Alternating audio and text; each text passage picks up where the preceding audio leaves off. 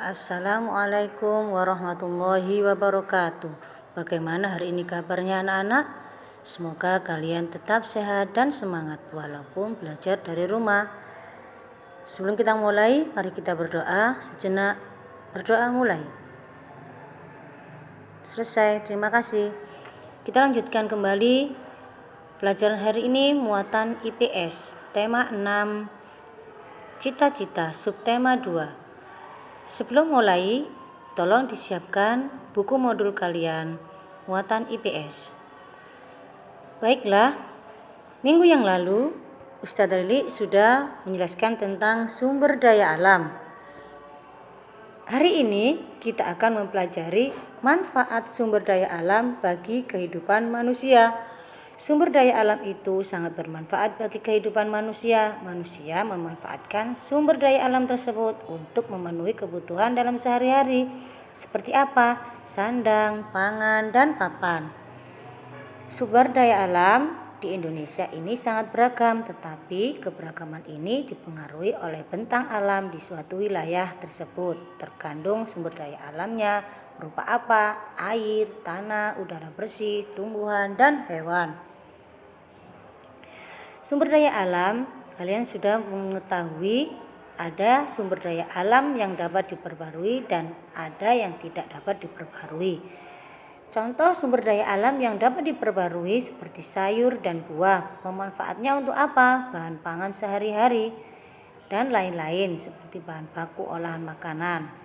Sedangkan tanah liat pemanfaatnya untuk apa? Tanah yang memiliki nilai ekonomi untuk bahan baku kerajinan.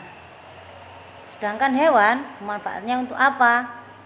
Seperti ayam, sapi, itu bisa diambil daging dan yang lainnya. Kalau ayam bisa diambil telur dan dagingnya, kalau sapi bisa diambil daging dan susunya. Bisa diolah menjadi bahan makanan. Sedangkan kuda untuk diambil tenaganya untuk membantu pekerjaan manusia. Kerbau seperti itu juga untuk membantu bapak petani membajak sawahnya, dan kotorannya dapat diolah menjadi pupuk organik. Sumber daya alam yang dapat diperbarui itulah contoh yang barusan kalian perhatikan. Sekarang sumber daya alam yang tidak dapat diperbarui adalah batu bara dan minyak bumi. Sedangkan manfaatnya bahan bakar untuk jenis alat transportasi, untuk sumber energi pembangkit listrik. Sedangkan minyak bumi pemanfaatnya untuk bahan bakar, untuk mesin atau kendaraan, untuk diolah menjadi gas LPG. Seperti itu. Oke.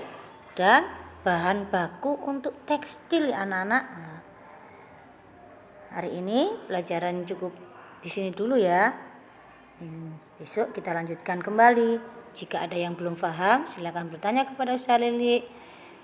Jika sudah paham, kalian boleh mengerjakan lembar kerja kalian, lembar kerja 2 di buku modul kalian.